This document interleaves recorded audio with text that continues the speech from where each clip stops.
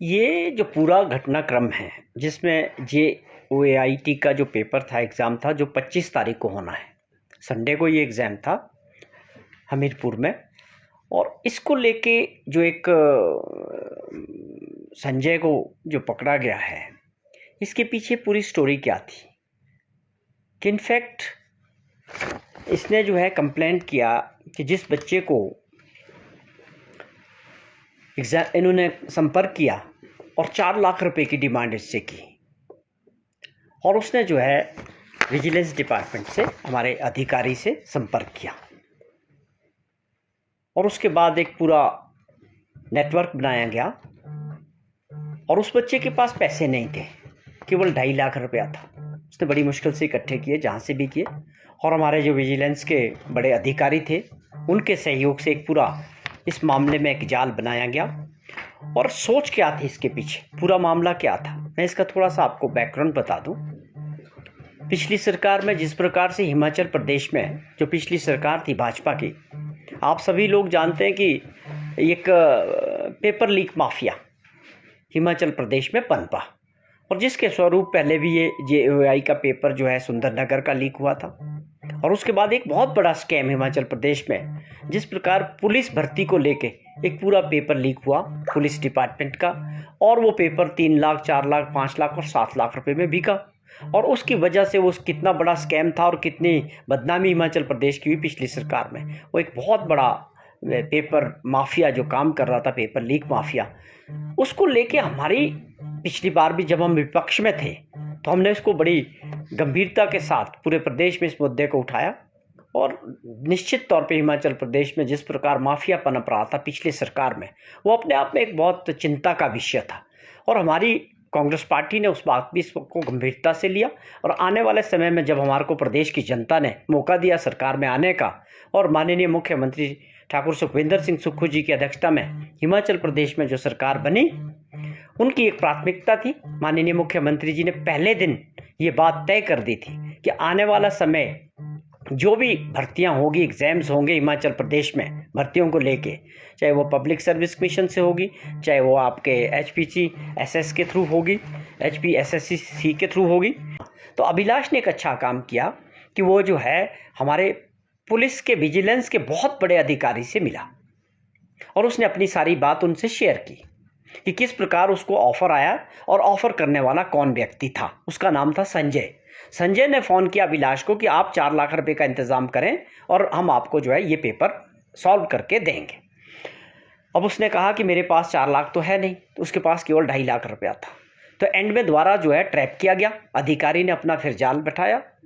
जो विजिलेंस के अधिकारी थे बहुत सीनियर लेवल के, उन्होंने पूरा नेटवर्क बना दिया, सर्विलेंस पे उसका नंबर डाल के उसकी सारी कॉल जो संजय की थी वो ट्रैप कर दी गई, और उसकी वार्तालाप को सारा रिकॉर्ड किया गया।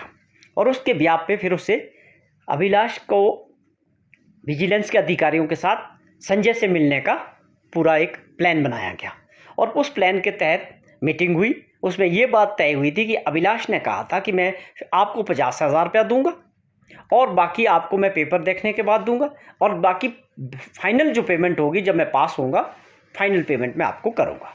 इस बात के लिए संजय जो है तैयार हो गया। तो जब ये ट्रैप किया गया तो ये सारी चीज़ें जो है रंगे हाथों वो पकड़ा गया विद कैश। ये सारा घटनाक्रम हमीरपुर के अंदर हुआ। और फिर जब बात आगे बढ़ी तो उसमें क्या था कि जो महिला थी, संजय के साथ जो एक महिला है, वो खुद एक सीनियर सुपरिटेंडेंट सेक्रेसी ब्रांच में HPSSC में मुलाजिम है, वो वहाँ काम करती है जो महिला है। ये उसके द्वारा ये पेपर जो है वो ले गई, वहाँ गए, उसका बेटा भी उसमें इन्वॉल्व था।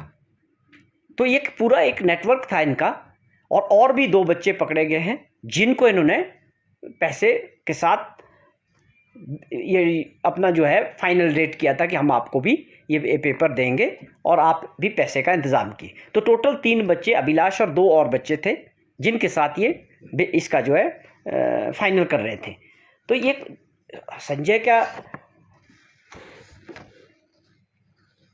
ये सारा घटनाक्रम क्या हुआ कि फिक्स हुआ कि NIIT हमीरपुर में मिलेंगे। वहाँ गए, वो एक घर के अंदर ले गया जो कॉलोनी में था। Went to the house at a housing board colony, Uma Azad is a lady, senior superintendent secrecy branch HPSSC में काम करती थी, उसके घर में गए और उनका बेटा निखिल आज़ाद, उसने जो है ये पेपर प्रोवाइड करवाया। और ये जो पेपर प्रोवाइड कराया, ये ऑलरेडी इसके जो आंसर थे वो भी सॉल्व्ड पेपर था, सॉल्व किया हुआ था। तो ये 1:20 की ये घटना है। और इसके बाद उससे जो है पैसे भी रिकवर किए गए जो उसने उसको दिए थे, और उस महिला को भी अरेस्ट किया गया है। तो यहाँ पर एक बात साफ है कि ये कुछ हो पाता, माफिया काम कर पाता, या ये पेपर बिकते, इससे पहले ही जो अलर्ट मोड पे सरकार की सोच की वजह से जो पुलिस विभाग और विजिलेंस था, उसने एक सफलता प्राप्त की है सीधे तौर पे। ये हमारी पुलिस विभाग की और मुख्यमंत्री जी की सोच की वजह से और उनके अलर्ट की वजह से ये संभव हो पाया है कि आज हमने जो है पुलिस विभाग की और मुख्यमंत्री जी की सोच की वजह से और उनके अलर्ट की वजह से ये संभव हो पाया है कि आज हमने जो है एक बहुत बड़ा स्कैम होने से पहले ही ट्रेस कर दिया, और ये आगे पेपर बिकने का जो काम था और जो ऐसे लोग थे वो पकड़ में आ गए। उनके अगेंस्ट जो है कानूनी कार्रवाई पुलिस डिपार्टमेंट FIR दर्ज करेगा। आगे इन्वेस्टिगेशन में और फैक्ट्स निकलेंगे कि कौन और लोग हैं, कितने और लोगों से संपर्क हुआ, ये सारी बातें खुलती जाएगी। इसके लिए हमको आपको थोड़ा इंतज़ार करना पड़ेगा।